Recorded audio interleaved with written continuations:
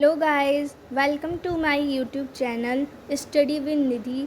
और आज की वीडियो में हम पढ़ने वाले हैं एनिमल टिश्यू जंतु ऊतक इन हिंदी क्लास 11th। तो आज की वीडियो में हम जानेंगे कि ऊतक क्या होते हैं, उनके कितने प्रकार होते हैं, क्या कार्य होते हैं। तो बिना किसी देरी के वीडियो को शुरू करते हैं। ऊतक ऊतक क्या होते हैं? ऊतक कोशिकाओं का ऐसा समूह, मतलब पिछली वीडियो में मैंने आपको बताया था कोशिका। तो कोशिका मैंने आपको बताया था कि कोशिका जीवन का आधार होती है। Cell is the basic structural unit of the life. अब कोशिकाओं से मिलकर ऊतक बनते हैं। जिस तरीके से जब हम एक घर बनाते हैं तो घर बनाने के लिए सबसे पहले हमें ईंटें चाहिए होती हैं, फिर उस पर हम सीमेंट लगाते हैं। तो उसी तरीके से सबसे पहले हमारे शरीर में क्या बनती हैं? कोशिकाएं। तो कोशिकाओं के बाद जब कोशिका बन जाती है, मतलब कोशिकाओं का ऐसा समूह जो मिलकर एक ही कार्य करे और जिनकी संरचना भी समान हो, मतलब उनकी संरचना और कार्य दोनों समान होनी चाहिए, तो वो क्या कहलाएंगे? ऊतक, मीन्स टिश्यू। तो उम्मीद है आपको टिश्यू समझ में आ गया होगा। अब हम जानेंगे ऊतक के प्रकार, टाइप्स ऑफ टिश्यू। तो टिश्यू के कितने प्रकार होते हैं? इन सभी ऊतकों को कोशिकाओं के आकार, संरचना, कार्य और अंतराकोशिकीय पदार्थ के आधार पर निम्नलिखित प्रकार से वर्गीकृत करते हैं। कोशिकाओं के प्रकार देखते हैं, टाइप्स ऑफ टिश्यू। पहला होता है उपकला या एपिथेलियल ऊतक, उपकला या एपिथेलियल टिश्यू। दूसरा है संयोजी ऊतक, कनेक्टिव टिश्यू। तीसरा है पेशी ऊतक, मस्कुलर टिश्यू। चौथा है तंत्रिका ऊतक, नर्वस टिश्यू। संयोजी ऊतक के 3 प्रकार हैं, वास्तविक संयोजी ऊतक, कंकालीय संयोजी ऊतक और संवहनीय ऊतक। इन सब के बारे में हम विस्तार से चर्चा आगे करेंगे। देखिए, उपकला या एपिथेलियल ऊतक, उपकला या एपिथेलियल ऊतक, एपिथेलियल टिश्यू किसे कहते हैं? उपकला ऊतक जंतु की बाहरी, भीतरी या स्वतंत्र सतहों पर पाए जाते हैं। इसमें रुधिर कोशिकाओं का अभाव होता है, जिसके कारण इस ऊतक की कोशिकाओं का पोषण विसरण के माध्यम से लसीका द्वारा होता है। तो पॉइंट है यहाँ पे, इस ऊतक की कोशिकाओं का जो पोषण होता है वो किसके माध्यम से होता है? विसरण के माध्यम से, लसीका द्वारा। उपकला ऊतक जंतु की बाहरी, भीतरी या स्वतंत्र सतहों पर पाए जाते हैं। ठीक है, इनमें रुधिर कोशिकाओं का अभाव होता है। किसका? रुधिर कोशिकाओं का अभाव होता है। यह शरीर के कई महत्वपूर्ण अंगों में पाया जाता है। ठीक है, कहाँ कहाँ पाया जाता है? त्वचा की बाह्य सतह, हृदय, फेफड़ा, वृक्क के चारों ओर, यकृत एवं जनन ग्रंथियों की दीवार आदि पर। तो आपको पता चल गया कि उपकला या एपिथेलियल ऊतक यानी कि एपिथेलियल टिश्यू कहाँ कहाँ पाए जाते हैं। कहाँ कहाँ? त्वचा की बाह्य सतह पर, हृदय, फेफड़े और वृक्क के चारों ओर, के वृक्क मतलब किडनी के चारों ओर, यकृत, लिवर और जनन ग्रंथियों की दीवार आदि पर पाए जाते हैं। यह ऊतक, इसका कार्य क्या होता है? इसका कार्य देखते हैं। तो यह ऊतक शरीर के आंतरांगों को चोट से बचाता है और उन्हें नम बनाए रखता है। यह क्या करता है? जो शरीर होता है उसको अंतरांगों मतलब अंदरूनी अंगों को चोट से बचाता है, जिससे उन्हें चोट ना लगे और उन्हें नम बनाए रखता है।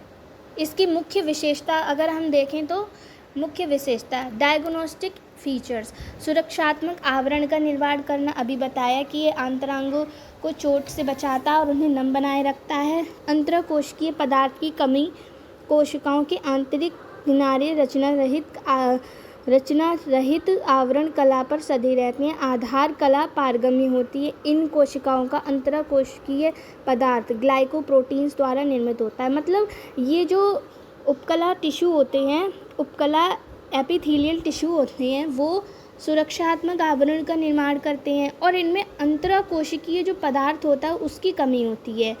उसकी जगह जो अंतरकोशिकीय पदार्थ होता है वो ग्लाइकोप्रोटीन्स से निर्मित होता है। किससे? इसमें अंतरकोशिकीय पदार्थ नहीं पाया जाता है, लेकिन ग्लाइकोप्रोटीन्स पाए जाते हैं। मतलब अंतरकोशिकीय पदार्थ, कह सकते हैं कि अंतरकोशिकीय पदार्थ ग्लाइकोप्रोटीन्स द्वारा निर्मित होते हैं। अब बात करते हैं उपकला ऊतक के प्रकार की, टाइप्स ऑफ एपिथेलियल टिश्यू। संगठन और कोशिका की संरचना व स्तरों के आधार पर ये निम्न प्रकार के होते हैं।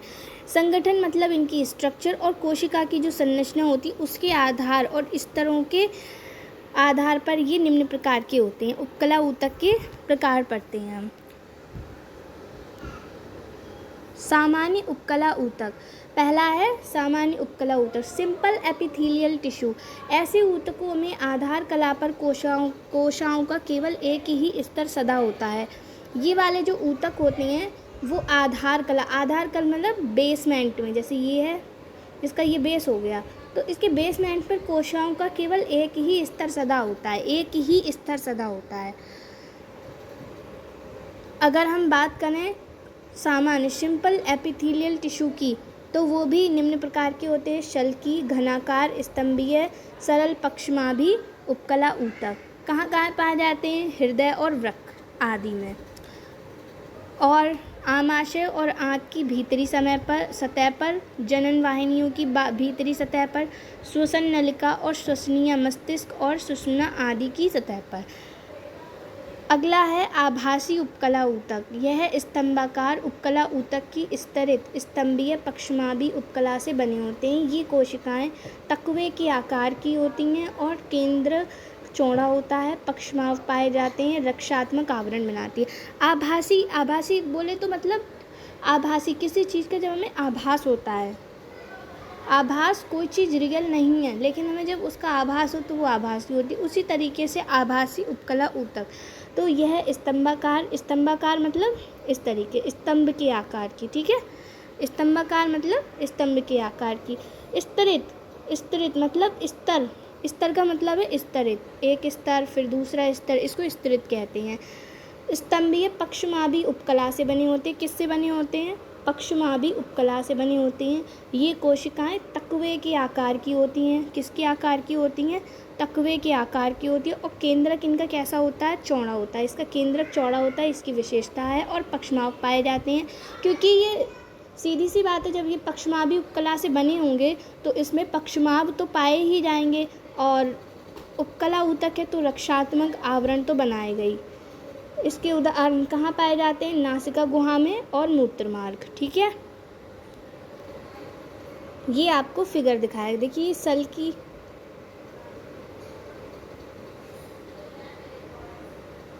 ये देखिए ये है शल्की उपकला ऊतक। देखिए ये शल्की है, ये घनाकार है, ये लंबी उपकला ऊतक है। ये देखिए ये शल्की, घनाकार, ये देखिए ये स्तंभाकार, जो अभी मैंने आपको बताया स्तंभ इस तरीके से बने होंगे। पक्षमाभिधारी, पक्षमाभ, ठीक है, ये पक्षमाभधार है। और शल्की, घनाकार, स्तंभाकार और पक्षमाभिधारी स्तंभाकार कोशिकाएं। बात करते हैं स्तरित उपकला ऊतक। कोशिकाएं एक से अधिक स्तरों में विन्यासित रहती हैं। स्तरित का मतलब ही स्तर, मतलब एक स्तर दूसरा स्तर, इस तरीके से स्तरित रहती हैं। ये कोशिकाएं एक से अधिक स्तरों में विन्यासित रहती हैं। बाहर की ओर नई और अंदर की ओर पुरानी कोशिकाएं होती हैं। स्तरित में क्या होता है? बाहर की ओर तो नई कोशिकाएं बनती जाएंगी, लेकिन अंदर की ओर जो होंगी वो पुरानी ही होंगी। घर्षण के स्थानों पर पाई जाती हैं, जहाँ पर फ्रिक्शन होता है वहाँ पर पाई जाती हैं। कहाँ पर पाई जाती हैं? जहाँ पर फ्रिक्शन होता है, जैसे मुख गुहा है, जैसे हम बोल रहे हैं मुख गुहा, ग्रास नली है, योनि है, मलाशय है, तो यहाँ पर कौन सी पाई जाएंगी? स्तरित में। ये निम्न प्रकार के होते हैं: स्तरित शल्की उपकला, स्तरित घनाकार, स्तरित स्तंभीय उपकला ऊतक। जैसे नेत्र की कॉर्निया में स्तरित, अब आपको बताया गया है कि जो स्तरित शल्की उपकला कहाँ पाई जाती है, स्तरित घनाकार, स्तरित स्तंभीय। तो नेत्र की कॉर्निया में स्तरित शल्की उपकला श्वेत ग्रंथियाँ, श्वेत मतलब पसीना जो होता है निकलता है वो श्वेत ग्रंथियों से निकलता है। श्वेत ग्रंथियों की नलिकाओं, मूत्र मार्ग की नलिकाओं का आवरण स्तरित घनाकार का है। लैरिंक्स, ग्रसनी के कुछ भाग, स्तन ग्रंथियों की वाहिनिकाओं की गुहा स्तरित स्तंभीय उपकला की बनी होती हैं, ठीक है। स्तरित स्तंभीय की कौन सी बनी होंगी?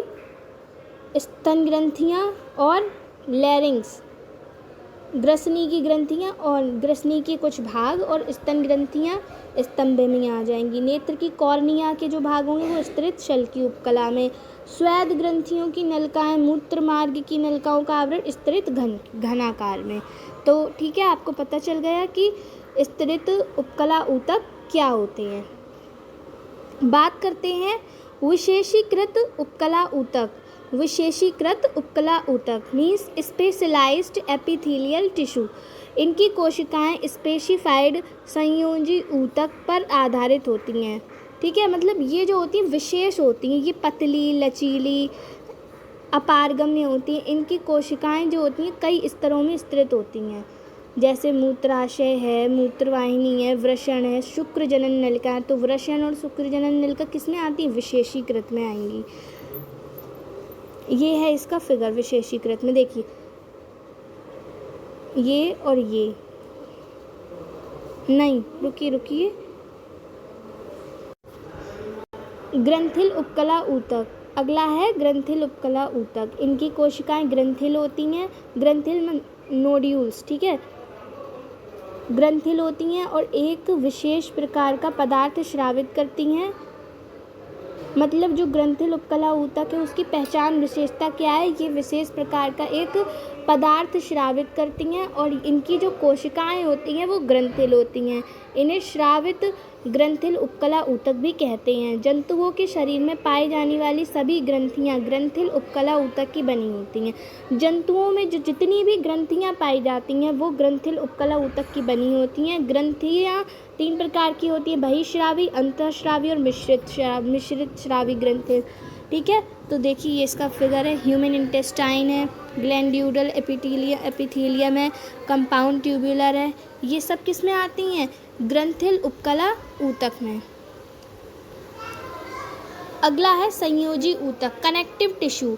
बात करी थी अभी हमने उपकला ऊतक की, तो उपकला ऊतक आपको पता चल गया। उपकला ऊतक के कितने प्रकार होते हैं? 4 प्रकार होते हैं। सामान्य उपकला ऊतक, आभासी उपकला ऊतक और स्तरित उपकला ऊतक, विशेषीकृत उपकला ऊतक और ग्रंथिल उपकला ऊतक। ठीक, तो ये हो गए उपकला ऊतक के प्रकार। सामान्य, आभासी, विशेषीकृत और ग्रंथिल। ठीक है, बात करते 4 होंगे ये। अगला है संयोजी ऊतक, कनेक्टिव टिश्यू। देखिए जैसे कि नाम से ही पता चल रहा है संयोजी। संयोजी का मतलब होता है जुड़ना, जो जुड़े उसको कनेक्ट करना, तो वो हो गया संयोजी। संयोजी अर्थात बांधना या जोड़ना। मतलब इस तरीके से बांधना या जोड़ने का तो अर्थ पता होता है, इसको समझाने की कोई ज़रूरत नहीं है कि बांधना या जोड़ना क्या होता है। संयोजी अर्थात बांधना या जोड़ना। यह ऊतक शरीर के विभिन्न अंगों को बांधने और जोड़ने का कार्य करता है। तो कोई आपसे पूछे कि कनेक्टिव टिश्यू का कार्य क्या होता है? ये शरीर के विभिन्न जो अंग होते हैं उनको बांधने और जोड़ने का कार्य करता है। इसके अंतर्गत अस्थि, उपास्थि, रक्त और लसिका आते हैं। अस्थि बोन होती है, उपास्थि देखिए जो हमारे जैसे हाथ की हड्डी है वो अस्थि है और जो कान की हड्डी है उपास्थि है। कान में भी हड्डी होती है और हाथ में भी हड्डी होती है, लेकिन हाथ की हड्डी को आप जिस तरीके से फोल्ड कर सकते हो उस तरीके से कान की हड्डी को आप जिस तरीके से मोड़ सकते हैं हाथ की हड्डी को नहीं कर सकते हैं। तो जो कान की हड्डी होती है वो उपास्थि होती है और जो हाथ की होती है वो अस्थि होती है। इसके अंतर्गत रक्त और लसिका भी आते हैं। संयोजी ऊतक भ्रूण के मीसोडर्म से विकसित होता है। आर्ट विंग ने मीसेनकाइमा शब्द का यूज़ किया था। किसने? आर्ट विंग नाम के वैज्ञानिक थे जिन्होंने मीसेनकाइमा शब्द का यूज़ किया था। बात करते हैं संयोजी ऊतक के कार्य की। तो फंक्शंस ऑफ कनेक्टिव टिश्यू, अंगों, ऊतकों और कोशिकाओं को सादे रखना, आंतरांगों को मजबूती प्रदान करना और लचीला बनाना। मतलब लचक प्रदान करना या लचीला बनाना, अंगों, ऊतकों और कोशिकाओं को सादे रखना, जोड़े रखना, ये कार्य किसका होता है? संयोजी ऊतक का होता है। और ये शरीर की सुरक्षा किससे करता है? विषैले पदार्थों से। सुरक्षात्मक आवरण या आवरण युक्त अंतरांगों की सुरक्षा करता है ये। रासायनिक पदार्थों का संग्रह और संवहन करना, जो भी रासायनिक पदार्थ होते हैं उनको इकट्ठा करता है और उसको संवहन करता है। अस्थियों और उपास्थियों का निर्माण भी संयोजी ऊतक। तो अगर पेपर में क्वेश्चन आता है कि अस्थि और उपास्थि का निर्माण कहाँ से होता है, किस ऊतक से होता है, तो संयोजी ऊतक से। शरीर के जो क्षतिग्रस्त स्थान होते हैं उस पर मृत कोशिकाओं को नष्ट करना। शरीर के जो क्षतिग्रस्त, अब जैसे कहीं कोई भी हमारे शरीर का ये जैसे भाग है, तो यहाँ पे चोट लग गई है, अब यहाँ पे चोट लग गई तो यहाँ की जो कोशिकाएं हो जाएंगी वो मृत हो जाएंगी। तो इन मृत कोशिकाओं को नष्ट करने का काम कौन करता है? संयोजी ऊतक। क्योंकि चोट लगने वाली स्थान की कोशिकाएं जो होती हैं वो मृत हो जाती हैं, उनको नष्ट करना भी ज़रूरी होता है, इसलिए उसको नष्ट कौन करता है? संयोजी ऊतक। एपिथेलियल ऊतक की आधार कला का निर्माण कौन करता है? संयोजी ऊतक। ठीक है, संयोजी ऊतक के प्रकार जानते हैं।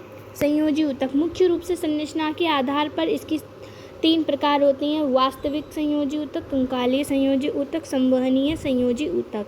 वास्तविक संयोजी ऊतक, ठीक है, कौन कौन से? वास्तविक, कंकालीय और संवहनीय। Proper connective tissue, skeleton tissue and vascular tissue. वास्तविक संयोजी ऊतक मैट्रिक्स तंतुओं की संरचना के आधार पर 3 भाग। देखिए, संयोजी ऊतक के 3 प्रकार होते हैं। वास्तविक संयोजी ऊतक, संयोजी ऊतक के 3 प्रकार होते हैं। तो सबसे पहले बात करते हैं वास्तविक संयोजी ऊतक की। सरल लचीला संयोजी ऊतक, यह मूल संयोजी ऊतक है। यह सबसे अधिक फैला त्वचा के नीचे स्थित होता है। तो शरीर में सबसे अधिक फैला त्वचा के नीचे कौन सा संयोजी ऊतक होता है? सरल लचीला संयोजी ऊतक, जो रक्षात्मक आवरण बनाता है और आंतरिक अंगों को हिलने डुलने और परस्पर बांधे रखता है। संयोजी ऊतक है तो ये बांधे तो रखेगा ही और ये हिलने डुलने का काम करता है। यहाँ पे 2 होगा, यहाँ पे दो भाग होते हैं। दूसरा है सघन या तंतुमय संयोजी ऊतक। मैट्रिक्स कम मात्रा में और तंतु बिखरे रहते हैं। तंतुओं की संख्या के आधार पर इनके खिंचाव की जो सहन शक्ति होती है वो अधिक होती है। सघन का मतलब है एकदम बाइंड, इस तरीके से सघन। ठीक है, सघन तंतुमय, तंतु फिलामेंट्स कहते हैं, तंतु को फिलामेंट्स कहते हैं। ठीक है, क्या कहते हैं? तंतु को फिलामेंट। तो सघन मतलब एकदम से आपस में मिले हुए। मैट्रिक्स होगा वो कम मात्रा में होगा और तंतु बिखरे रहेंगे। तंतुओं की जो संख्या, इसमें तंतु पाए जाते हैं तो तंतुओं की संख्या के आधार पर इनकी खिंचाव की जो सहन शक्ति होती है वो अधिक होती है। ये 2 प्रकार के होते हैं, श्वेत और पीले। श्वेत रेशेदार संयोजी ऊतक और पीले रेशेदार संयोजी ऊतक। कंकालीय ऊतक, अगला टाइप है कंकालीय ऊतक, स्केलेटन टिश्यू। देखिए, संयोजी ऊतक के 3 प्रकार थे, वास्तविक, कंकालीय, संवहनी। तो वास्तविक पढ़ लिया। अगला है कंकालीय संयोजी ऊतक। कौन सा है? कंकालीय संयोजी ऊतक। स्केलेटन टिश्यू, यह एक विशेष प्रकार का सघन संयोजी ऊतक है जिसे कंकालीय ऊतक कहते हैं। क्या कहते हैं? कंकालीय ऊतक कहते हैं। सभी कशेरुकी प्राणियों में अंतःकंकाल बनाता है। अकशेरुकियों में नहीं, कशेरुकियों में। सभी कशेरुकियों प्राणियों में अंतःकंकाल बनाता है जिससे शरीर की एक निश्चित आकृति बनती है।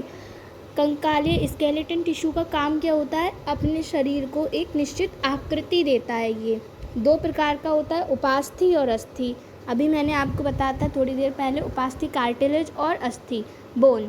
यह ऊतक मजबूत और लचीला होता है। लचीलापन जो होता है वो उपास्थि में होता है। जैसे हमारी कान की हड्डी, यह ऊतक मजबूत और लचीला होता है। इसमें अधिक तनाव और दबाव सहन करने की क्षमता होती है। निम्न कशेरुकी प्राणियों में कंकाल बनाता है, लेकिन उच्च कशेरुकी प्राणियों में यह भ्रूण का निर्माण करता है। वयस्क अवस्था में यह ऊतक लैरिंक्स, ट्रैकिया, श्वास नलिका सदी स्थल पर पाया जाता है। ठीक है, अगला है बोन, सुदृढ़ संयोजी ऊतक है। सुदृढ़ का मतलब क्या होता है? सुदृढ़ मतलब कठोर, मजबूत संयोजी ऊतक है। कशेरुकियों में अंतःकंकाल बनाता है। कोमल अंगों को ये सुरक्षा प्रदान करता है। सभी अस्थियां मांसपेशियों को सहारा प्रदान करती हैं जिससे शरीर को गति में सहायता मिलती है।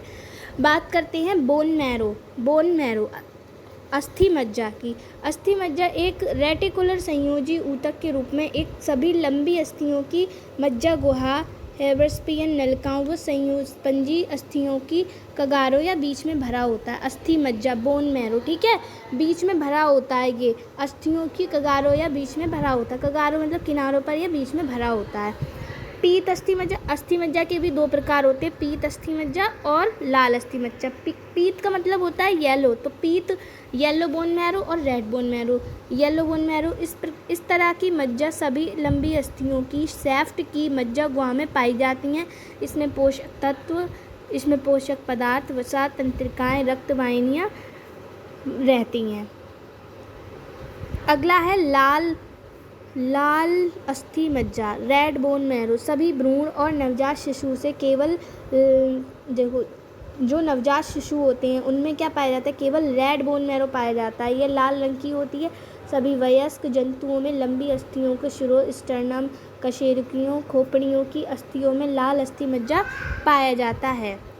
स्तनधारी मानव की अस्थि की संरचना, ये स्तनधारी मानव की अस्थि की संरचना है, देखिए।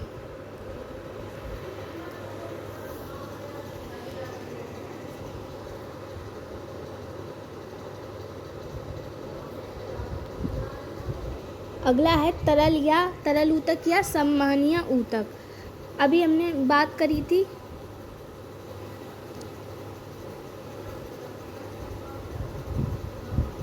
बात करी थी वास्तविक संयोजी ऊतक, कंकालीय संयोजी ऊतक। अब हम बात करेंगे संवहनीय संयोजी ऊतक की। इसको हम कहते हैं वस्कुलर टिश्यू यानी कि फ्लूइड टिश्यू। जंतुओं के शरीर में संरचनात्मक जटिलता के साथ साथ विभिन्न शारीरिक अंगों में जैविक क्रियाओं के फलस्वरूप आदान प्रदान की आवश्यकता होती है। बहुकोशिकीय जंतुओं में इसके लिए एक संवहनीय तंत्र पाया जाता है। संवहनीय तंत्र में रक्त और लसीका प्रमुख हैं। संवहनीय तंत्र में क्या क्या आते हैं, रक्त और लसीका। जंतुओं के शरीर में संरचनात्मक जो जटिलता होती है, अब अपने जंतुओं का जो शरीर होता है वो संरचना उसकी जटिल होती है, उसके साथ साथ जो विभिन्न शारीरिक जो अंग होते हैं उसमें जैविक क्रियाएं जो होती हैं उसके फलस्वरूप पदार्थों के आदान प्रदान की आवश्यकता होती है। बहुकोशिकीय जंतुओं में इसके लिए एक संवहनीय तंत्र पाया जाता है जिसमें रक्त और लसीका आते हैं।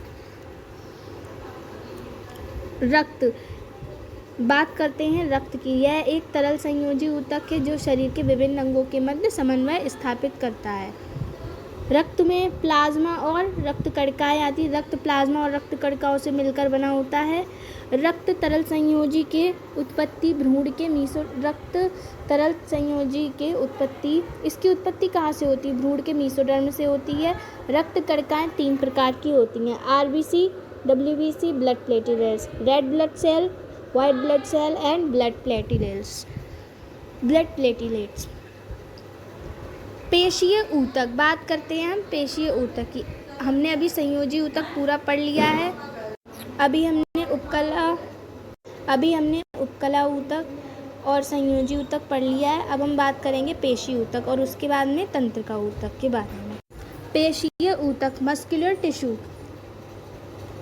एक कोशिकीय जंतुओं में गमन और गति के लिए विशेष अंग पाए जाते हैं जिनसे हम गति करते हैं। गमन आने जाने को कहते हैं, गति जिनसे हम गति करते हैं, तो वो जो अंग पाए जाते हैं वो पेशीय ऊतक मस्कुलर टिश्यू कहलाते हैं जो बहुकोशिकीय जंतुओं में विशेषीकृत होते हैं। पेशीय ऊतक की उत्पत्ति भ्रूण के मीसोडर्म से होती है। ये शरीर का 40 से 50% भाग बनाते हैं।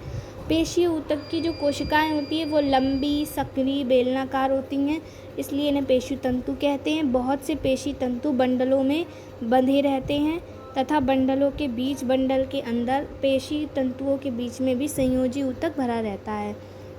पेशी ऊतक के प्रकार 2 प्रकार के होते हैं, अरेखित और रेखित। अनस्ट्रिप्ड मस्कुलर टिश्यू और स्ट्रिप्ड।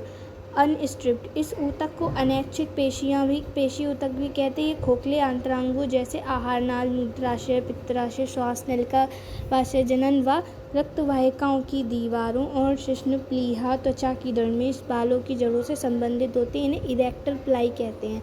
इरेक्टर प्लाई किसे कहते हैं, अरेखित पेशीय ऊतक अनस्ट्रिप्ड मस्कुलर टिश्यू को कहते हैं। रेखित पेशियाँ ये शरीर के अधिकांश भागों में पाई जाती हैं। विभिन्न अस्थियों से दोनों सिरों पर जुड़ी रहती हैं, इसलिए ये कंकाल पेशियाँ कहलाती हैं। शरीर के विभिन्न अंगों में इच्छानुसार गति इन्हीं पेशियों की देन है, अतः इन्हें ऐच्छिक पेशियाँ भी कहते हैं। रेखित पेशियों को ऐच्छिक पेशियाँ और अरेखित पेशियों को अनैच्छिक पेशियाँ भी कहते हैं। जिनके माध्यम से शरीर में गति होती है उन्हें रेखित पेशियाँ यानी कि ऐच्छिक कहते हैं। जैसे गर्दन है, हम अपनी गर्दन अपनी इच्छा अनुसार घुमा सकते हैं। देखिए ये इसका फिगर है। कुछ पहला देखिए, कुछ अरेखित पेशियाँ आई, इसका ये न्यूक्लियस है, सार्कोप्लाज्म में जो द्रव होता है इसका सार्कोलेमा है, माइक्रोफाइब्रस इसमें ऐसे तंतु पाए जाएंगे वो माइक्रोफाइब्रस कहलाएंगे। अनस्ट्रेटेड मसल्स यानी कि अरेखित पेशियाँ। ठीक है, अगले में दिखाया गया है एक सिंगल यूनिट ऑफ अनस्ट्रेट मसल। इसका plasma membrane, dense bodies, actin fibre, myosin भरा रहता, फिलामेंट्स, ये मल्टी यूनिट्स हैं। बहु इकाई अरेखित पेशी, ये देखिए ये सारा पेशीय ऊतक का फिगर है।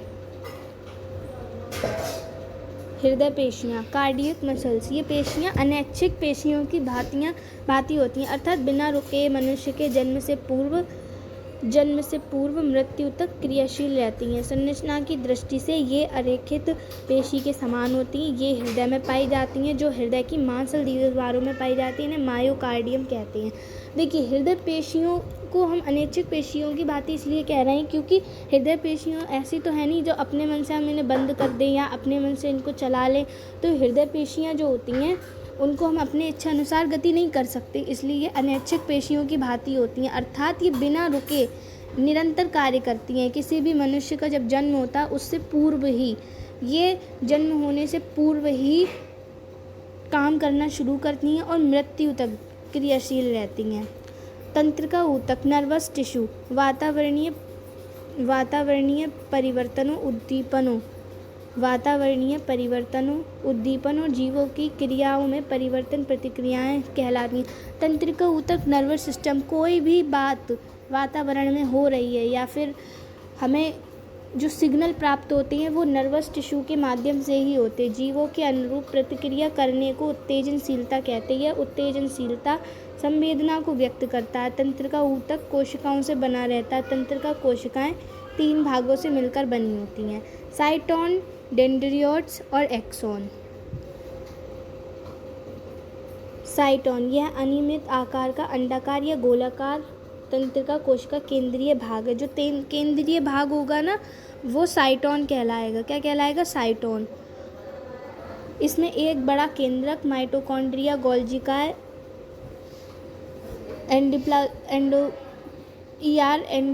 एंडोप्लाज्मिक रेटिकुलम, राइबोसोम और अनेक रंगीन छोटे बड़े निसल्स के कण भी पाए जाते हैं। द्रुमास, डेंड्राइट्स, साइटोन का कोशिका द्रव्य परिधि से कई छोटे छोटे आधार पर मोटे और सिरों पर पतले प्रवर्ध के रूप में बाहर निकला रहता है। इन्हें डेंड्राइट्स कहते हैं। ये पतली पतली शाखाओं के रूप में विभाजित होते हैं। अक्षतंतु किसे कहते हैं? यह साइटोन से निकला सबसे अधिक लंबा व मोटा बेलनाकार 1 से 20 माइक्रोन का प्रवर्ध होता है जिसे एक्सोन कहते हैं। अब इसका फिगर देखिए, ये क्या है?